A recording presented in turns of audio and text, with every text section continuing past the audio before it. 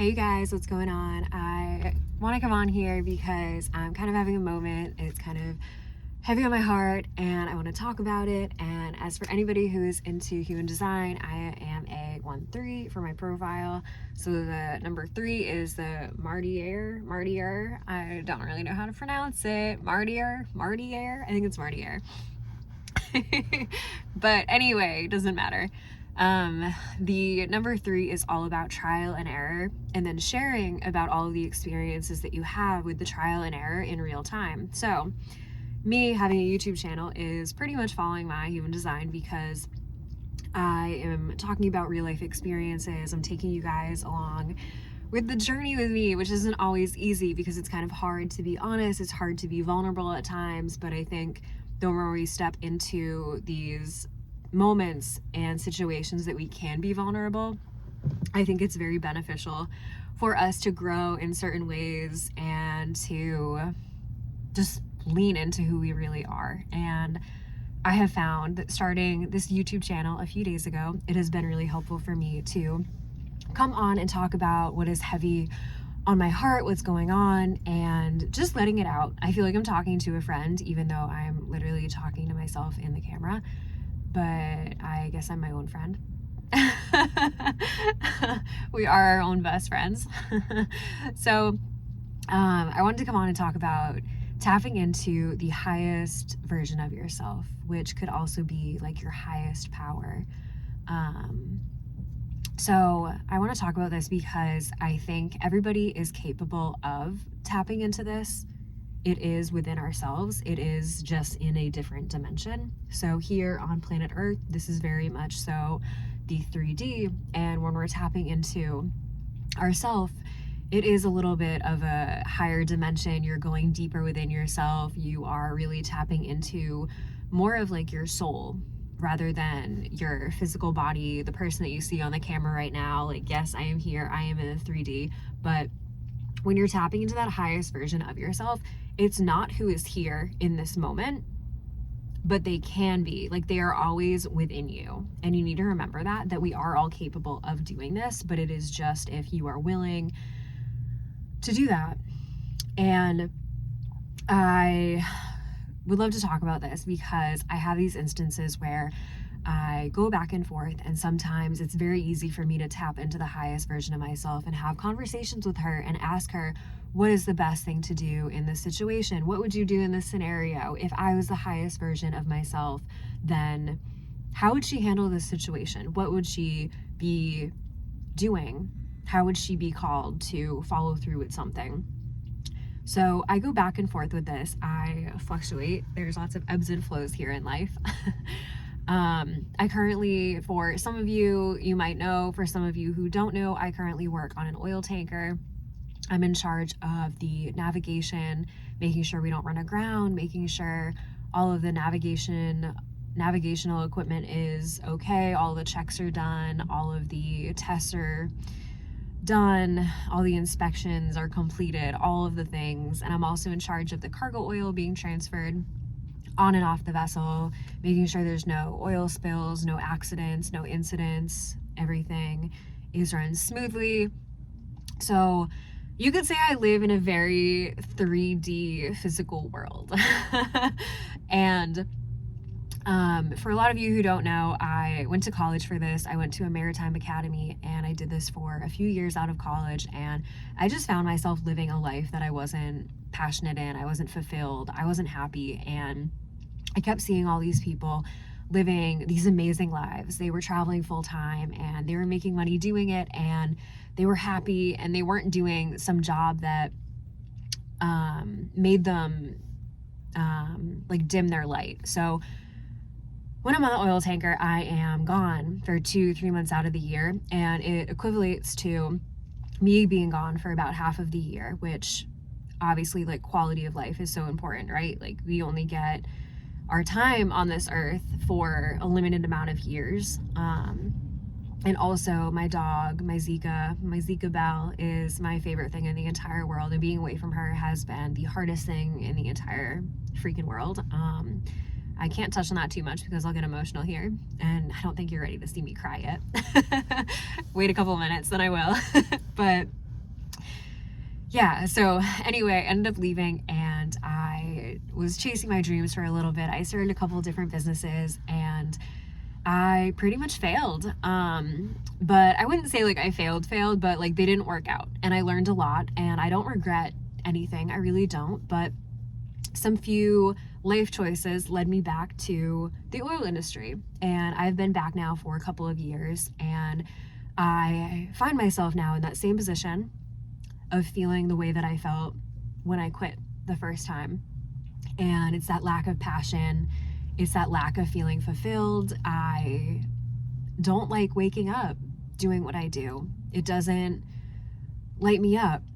I love my crew, I love the people that I work with, and the job is pretty cool. Like I'm grateful for my job. I'm really grateful that I have a job, a steady paycheck, pretty good money. Obviously, like relative good money is relative to whoever it is. But yeah, like I am very grateful for my job, and there's never a moment where I'm not grateful. But I also am at the point where it doesn't matter how grateful I am. And I know that so many people would love to have the job that I have. And knowing that if you are doing something that you don't like, if you're doing something that doesn't really light you up, it's okay to want something different. And I feel like a lot of us get very stuck in thinking that we need to stay because somebody else would enjoy this. Somebody else could benefit from the job that you have. And then you feel bad about yourself. And you never need to feel bad for wanting something different for yourself, for wanting something that is going to light you up. Because behind being lit up is what you're meant to do. You wouldn't be lit up by something if it wasn't meant for you. And you need to keep reminding yourself that. If you're lit up by anything, whether it's your job, a relationship, that is the way to know that you're on the right path. That is your intuition, like giving you little dings. They're like, yep, yep, yep. Like when you feel good about something, then that's for you. And it's okay to realize that if you're in a job that doesn't light you up, it's okay to realize that it's not for you, even though other people would want that job. That's great. That's fine. So I've had a hard time walking away again. And part of me has felt like I've lost that little spark that I used to have. I used to have this little like spark in me.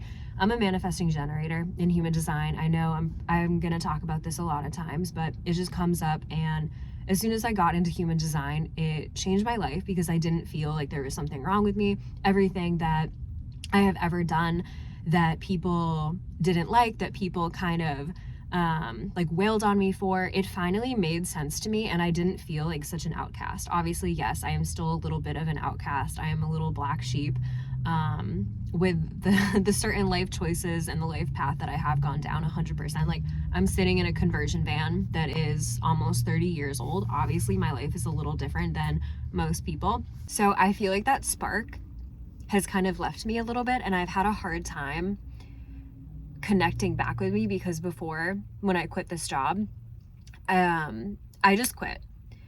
Like I didn't really have anything prepared. I didn't have anything prepped. I had money saved up, but that was just because like I had a great job and I wasn't spending money on rent. I wasn't paying payments on vehicles or anything.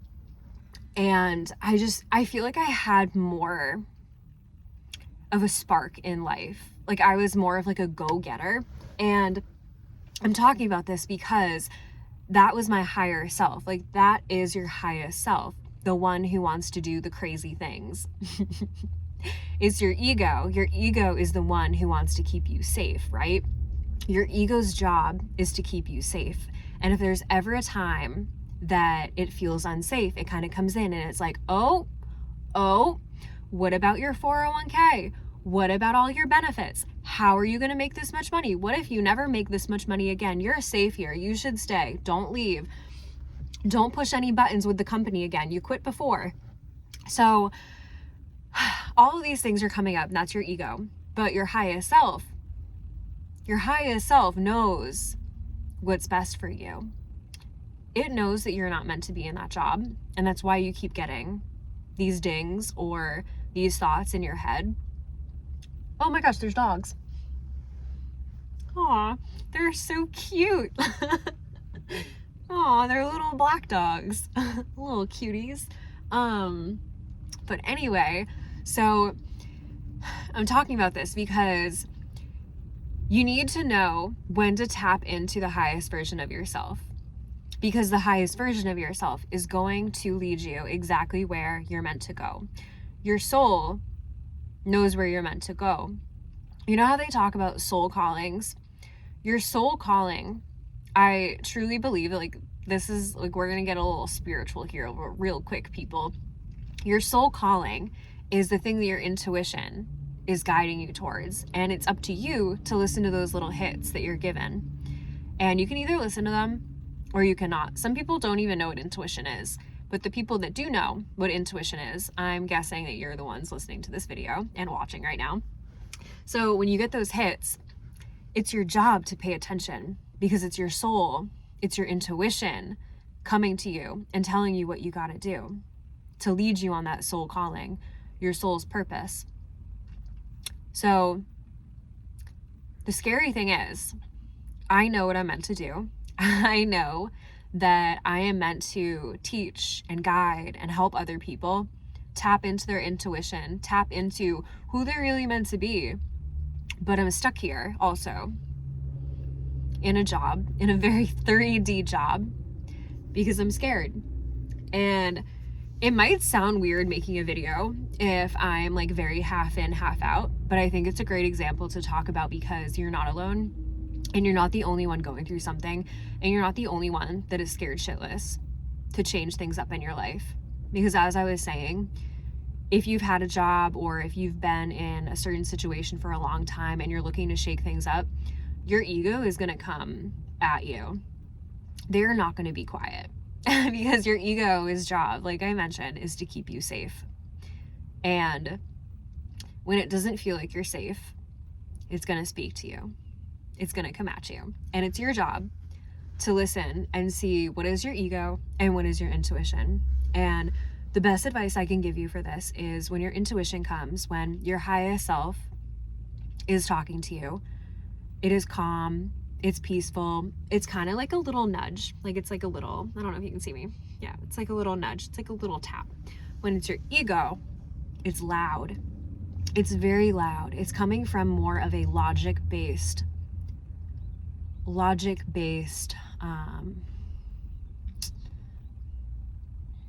how do I say that? It is more logic-based, I'll just say that. And it's loud. It's not going to be calm. It's going to say things that you're just like, wait, whoa, is that really my thought, or is that somebody else's? Your intuition is calm, cool, collective. It's at peace.